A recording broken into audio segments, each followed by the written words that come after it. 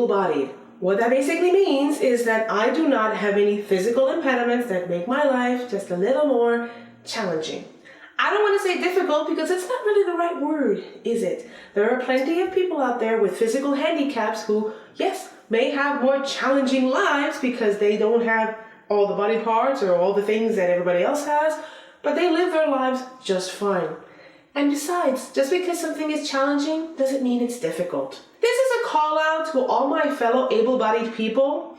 If you don't think you have able-bodied privilege, just stay tuned. First things first, if you see someone out in public that you don't know, that you've never spoken to with a wheelchair or a cane or a walker, leave those people the hell alone. These fine individuals do not need your full concern or your miserable pity. They are not your fucking sideshow, okay? This is not a circus. Leave those people alone. They're just trying to go through their day the same as everybody else, and they're not there to be an example for your daughter or your son or your brother or your uncle or whoever the fuck is with you to point at them and say, hey, you know what? You should be grateful. Fuck you. You don't know that person's story. You don't know how their disability affects them. It's none of your goddamn business. They do not exist to be props in a museum for you to ogle at. Oh my God, I wonder how their life is. Would you do the same thing to someone that wasn't in a wheelchair or using a walker or using a cane?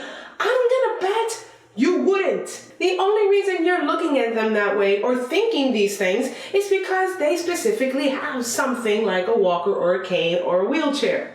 Because if they didn't, you would probably just go on about your day and not even pay attention. Second of all, if you see someone parking in a disabled parking spot and you don't see any overt signs that they are disabled, like a cane or a walker or a wheelchair or any of the passengers, again, none of your fucking business. There are a lot of disabilities that are hidden.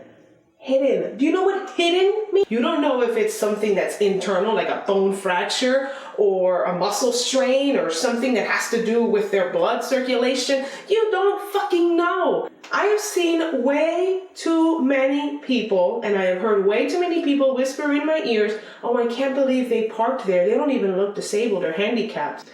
Fuck you. What the hell do you know about that person's life? Where do you get off telling anybody or even saying out loud or even thinking the thought that you know this person enough to criticize them for a disability you don't even know about? And third of all, and the one that really, really fucking pisses me off the most. Well, haven't you ever thought about, fixing that? Besides the fact that a lot of these medical treatments and therapeutic solutions cost a fuck ton of money, a lot of these people don't want them.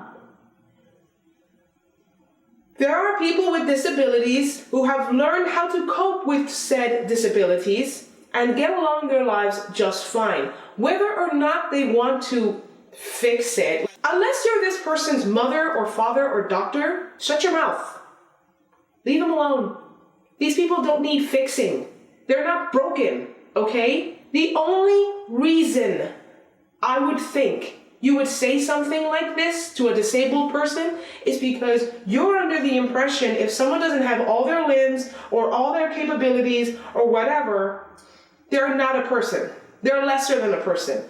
And you know what? That reflects badly on you. And I, okay, even as an able-bodied person, will always side with the disenfranchised, the ignored, the marginalized, and the oppressed. Always. Always. So if you're one of these people that thinks, oh, well, they're just using it as an excuse, just fuck right off. And before I get even more frustrated and angry, I think I'm going to end the video right there. I hope you enjoyed what I had to say, and if you did, please hit the little like button because it really does help, and subscribe for future uploads. If you've got any questions or comments, please put them down below in the comment section. Thank you so much for watching. Mwah! See ya!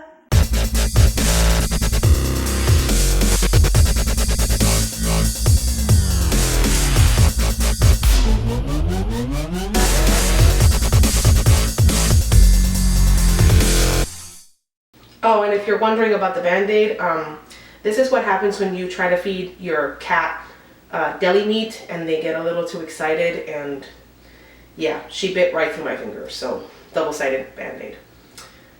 Lesson learned. Yep.